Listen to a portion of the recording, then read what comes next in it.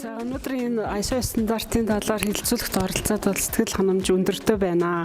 За ялангуяа яагаад энэ сэтгэл ханамж өндөртэй вэ гэхээр энэ ISO стандартыг хэрэгжүүлж байгаа боловсролын байгууллага энэ тоо цөөн байд. Одоо сая энэ дүгнэлтээс нь харлаа тий.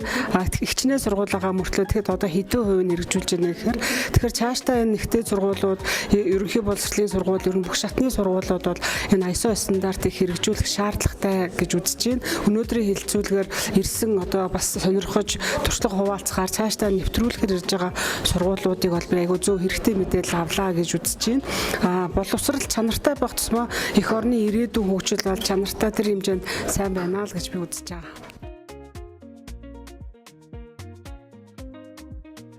За манай сургуулийн хувьд бол ISO стандартыг хэрэгжүүлээд одоо 3 жилийн өөр үзэж байна. Одоо магадлах аудитаа эх 7 хоног дахиад 2 дахь магадлах аудит орох гээд байж байна.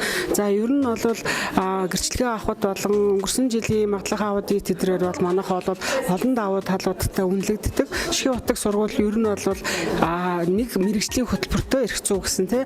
Ингээ явдаг. Ер нь бол чанарыг эрхэмлдэг. Тэгэхээр цаашдаа манайх энэ чанараа алдахгүй тулд олон улсын хэмжээний одоо шаардлага хангасан сургууль болохын тулд энэ стандартыг хэрэгжүүлж эхэлсэн.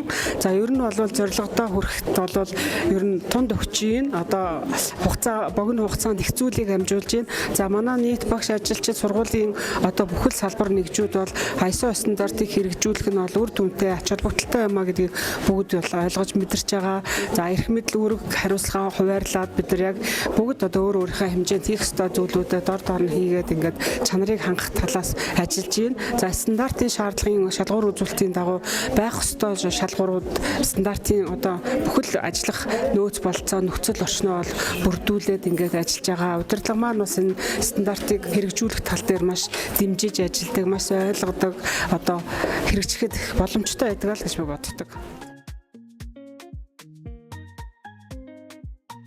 Энэ бол одоо хэрэгжүүлж байгаа газруудад айгүй хамгийн чухал асуулт, хамгийн чухал гол анхаарах ёстой зүйл байгаа. За сургуулийн маань хувьд бол 3 жилийн туршлага байна. Миний хувьд бол одоо жил хагасын туршлага байна. Чанар дээр ISO стандарт дээр. За тэгэхээр энэ юуг анхаарах гэвэл ер нь бол эхлээд одоо сургалтандаа суух хэрэгтэй. Стандартынхаа талаар мэдлэгийг өөрөө сайн авах хэрэгтэй. Стандартаа сайн ойлгох хэрэгтэй. Одоо энэ 1-ээс 10 дугаар бүлэг дээр юуны тухай гараад байгаа юм бэ? Бүлэг болгон дотроо задрахаар ямар юм нарийн шалгуур шаардлага тавигдаад байгаа гэдгийг эхлээд сайн ойлгох хэрэгтэй өөрөө. За мөн байгууллага ажилчид хамт олон бас ойлгох хэрэгтэй. Тэгээд баг болж хамтарч ажиллах хэрэгтэй гэж бодож байна. Тэгсэн цагт бол одоо чанар ISO стандарт гэдэг юм бол үр дүндээ хүрнэ л гэж хэлэх байна. Эхлээд сайн ойлгох хэрэгтэй гэж бодож байна. Энэ олон улсын стандарт гэдэг утгаараа нарийн шалгууртай байгаа өндөр шаардлага тавигдж байгаа.